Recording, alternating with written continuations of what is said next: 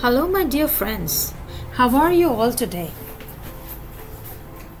Today we will be reading the Old Testament, Book 1, Genesis chapter 43. The second journey to Egypt. Now the famine was still severe in the land. So when they had eaten all the grain they had brought from Egypt, their father said to them, "Go back and buy us a little more food." But Judah said to him, the man warned us solemnly, "You will not see my face again unless your brother is with you. If you will send our brother along with us, we will go down and buy food for you. But if you will not send him, we will not go down, because the man said to us, 'You will not see my face again unless your brother is with you.'" Israel asked, "Why did you bring this trouble on me by telling the man you had another brother?" They replied, "The man questioned us closely about ourselves and our family.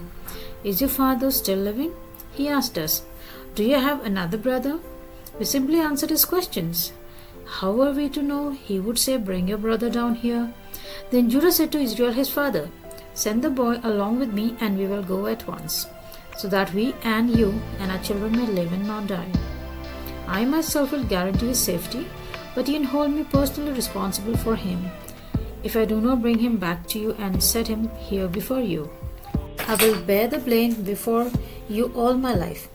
As it is, if we had not delayed, we could have gone and returned twice.' Then their father Israel said to them, 'If it must be, then do this. Put some of the best products of the land in your bags and take them down to the man as a gift. A little balm and a little honey, some spices and myrrh, some pistachio nuts and almonds. Take double the amount of silver with you, for you must return the silver that was back into the mouth of your sacks. Perhaps it was a mistake. Take your brother also and go back to the man at once. And may God Almighty grant you mercy before the man, so that he will let your other brother and Benjamin come back with you. As for me, if I am bereaved, I am bereaved.' So the men took the gifts and doubled the amount of silver, Benjamin also. They hurried down to Egypt and presented themselves to Joseph. When Joseph saw Benjamin with them, he said to the steward of his house, 'Take these men to my house, slaughter an animal and prepare a meal. They are to eat with me at noon.' The man did as Joseph told him and took the men to Joseph's house. Now the men were frightened when they were taken to his house.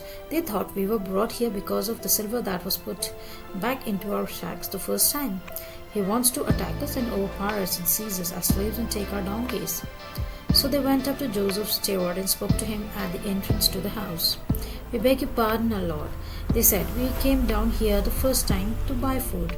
But at the place where we stopped for the night, we opened our sacks, and each of us found the silver, the exact weight, in the mouth of his sack, so we have brought it back with us. We have also brought additional silver with us to buy food. We don't know who put our silver in our sacks.'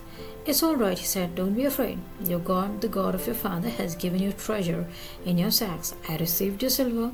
Then he brought Simon out to them. The steward took the men into Joseph's house. They gave them water to wash their feet and provided fodder for their donkeys. They prepared their gifts for Joseph's arrival at the noon, because they had heard that they were to eat there. When Joseph came home, they presented to him the gifts they had brought into the house, and they bowed down before him to the ground. He asked them how they were, and then he said, 'How is your aged father you told me about? Is he still living?' They replied, 'Your servant, our father, is still alive and well.' And they bowed down, prostrating themselves before him. As he looked about and saw his brother Benjamin, his own mother's son, he asked, 'Is this your youngest brother, the one you told me about?' And he said, 'God be gracious to you, my son.'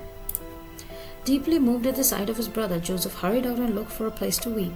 He went into his private room and wept there. After he had washed his face, he came out and, controlling himself, said, 'Serve the food.' They served him by himself, the brothers by themselves, and the Egyptians who ate with him by themselves, because Egyptians could not eat with Hebrews, for that is detestable to Egyptians.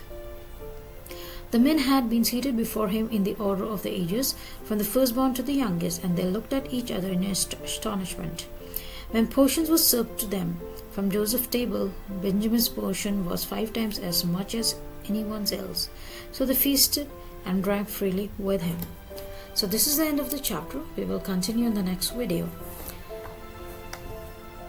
In the name of the Father, Son, and the Holy Spirit, may God shower His blessings on you. Kindly like, share, and subscribe.